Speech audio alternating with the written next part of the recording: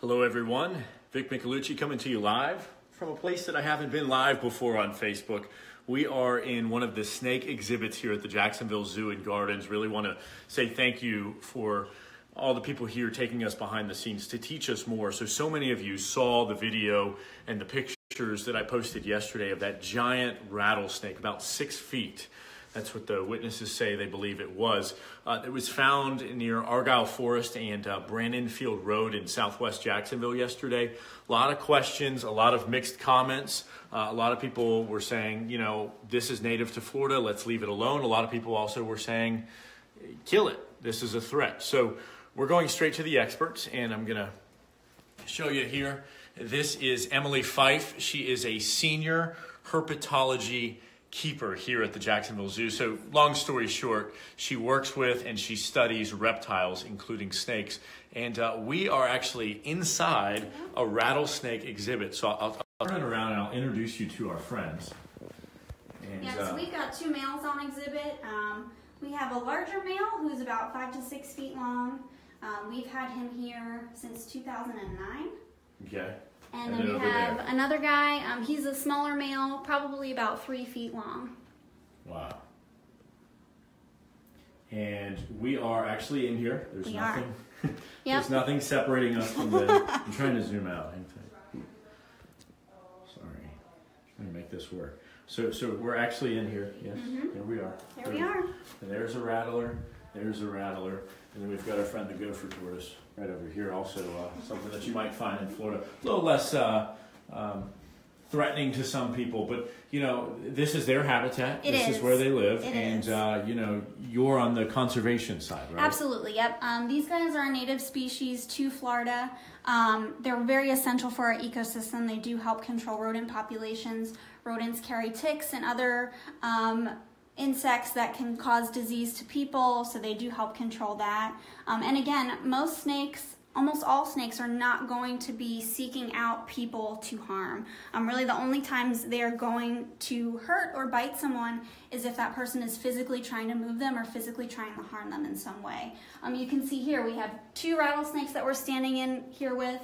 One we're about less than 7 feet from, the other one we're about 8 to 10 feet from. And they are on the defense. You know, they really don't want us coming any closer because we are much larger looking to them than anything they would ever want to pursue to eat.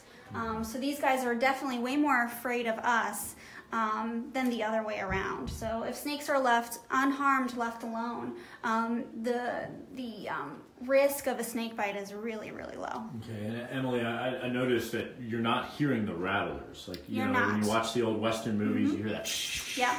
You're not hearing those. Some snakes, some rattlesnakes will not rattle before they bite, and that's probably if you're going to startle them. So if you're walking in the woods, you step on one, you may not give them a chance to feel threatened or defensive. Rattles are also very fragile, so a lot of times when they are rattling them, they can break. So a snake that has broken its rattle, it may not make the loud, impressive rattling sound that you are used to hearing. You saw the pictures in the video from yesterday. Is that common? Was that surprising for you to see? Usually you're not going to see diamondbacks on the move like that. Usually what they're going to do is what these two guys are doing right now, sitting in a nice tight coil, kind of minding their own business. We just got over some cool weather, so these guys were hiding either in gopher tortoise burrows, or they love, you know, thick vegetation or artificial debris such as pallets or just other kind of debris that's around. Now that we're getting into spring, it's warming up. These guys do breed in the spring and fall, so they could be out on the move looking for mates. So we might be seeing more of them. We might be seeing more. And again, they are reptiles. They can't create their own heat. So when it's cool out, they're not eating. So warmer days, they may be out looking for food, which for these guys are rodents. In some larger rattlesnakes, they can consume rabbits, marsh rabbits. So again, that was a pretty rare sighting to see one out on the move. Most of the time, they're going to be hidden, you know, under debris, under vegetation. Am I wrong, or did I just hear something? You might have heard him I thought I heard a hiss. They can expel air again when they're feeling threatened or when there's something kind of bothering them, which again, we've been standing in here for several minutes now, so they're like, you know, this is kind of an odd occurrence. Yeah, absolutely. The big risk would be accidentally stepping on one, though, right? Yeah, that's the biggest risk, at least for us here, because obviously if we don't have them in any way, we're not going to. So most days out of the week, we're kind of letting them do their own thing. Okay. The only times we're really physically moving them is he's if we need definitely to, missing out. we need to get him inside. If he has an appointment with the vet and we need to take him over there, if we need to get a weight on them. But yeah, other than that, we kind of let them, do their thing, because this is their exhibit. This is where they feel safe. So we don't want to, move them for any unnecessary reason. Would they just strike without warning? Because he's looking Ours a little more usually aggressive don't. now. So yeah, ours usually will do this where they kind of coil up even tighter. They'll expel some air, so kind of like making a hissing sound. He may bring his tail up in between the coil and rattle it. So he's basically saying, "This is my territory. Right, Don't get any closer." You're big and scary. Yeah. You've been standing over me for a while now. I'm not sure what's going to happen. I'm afraid, so I'm going to try to protect myself. Okay, great. Well, we can step out of here, and Sure. I'll just ask you a couple more questions as we go, because you've got some more back here behind the scenes.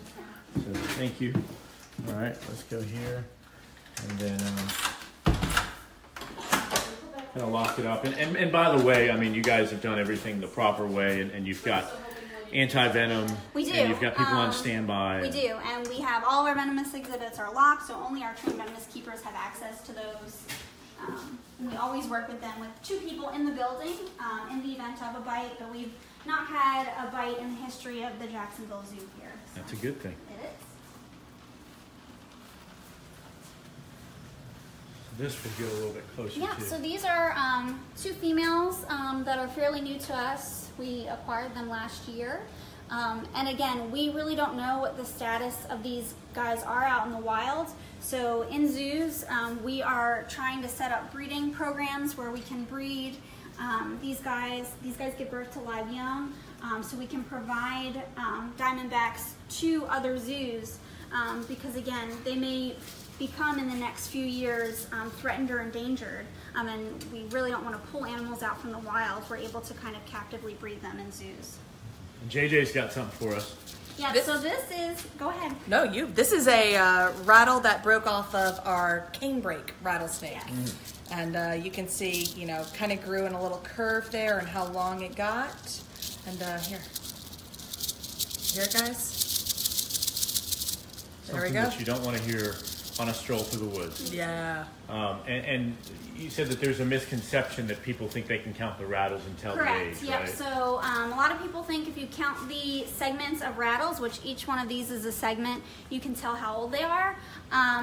That may not work.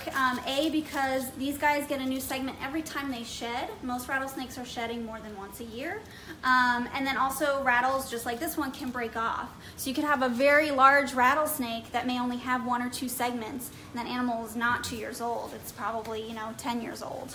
Finally, and I can't read the comments right now, but I'm going to go back through. There's going to be people, I can only imagine, going off what we had yesterday, that were saying, get rid of them, kill them, shoot them, not in my neighborhood. Mm-hmm. What's your response to that? So really, again, the risk of snake bite significantly increases when you're trying to harm or kill a snake. On average, in 1 year, about 5 people die from snake bite in the entire United States. On average, in 1 year, about 100 people die in the entire United States from bee or wasp stings or bites.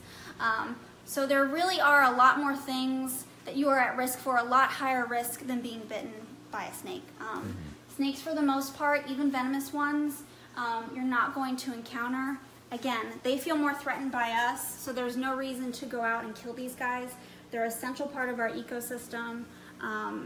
They are really beneficial for a lot of different reasons, and killing them for no reason is just, not the way we should solve problems. And everybody look at the WJXT4 Vic Micolucci page if you don't know what we're talking about. Well, we have those pictures and we have the video. You're pretty confident that's an eastern diamondback rattlesnake, right? Yes, I am. Okay. Mm-hmm. And we think probably about 6 feet. It was a good Is that on the size larger animal. scale It is. for what you would see here in Yes. North Florida? On average, most diamondbacks are going to be anywhere from 3 to 6 feet. The longest ever recorded was 8 feet long. And again, that photo can be very misleading because it's out in an open field. The animal is on the move, and there's nothing else in scale close to that snake to figure out exactly how big it was. But just by looking at it, it probably was a very good sized animal. So I would say 6 feet is not out of the realm of that. Finally, you come in contact with one of these, you see it real close, what do? Do you run? Do you step back quietly? Yep, just leave it alone. If you see it on the path in front of you to the side, definitely just leave it alone, get out of its way. It's probably either going to stay put or get out of the way. But again, just leaving it alone is probably your best bet. Okay, but I mean, if you're right on top of it, do you go away slowly, or do you run, or what? I wouldn't run. I would, just back away slowly. If you're in a position where you're right up on it.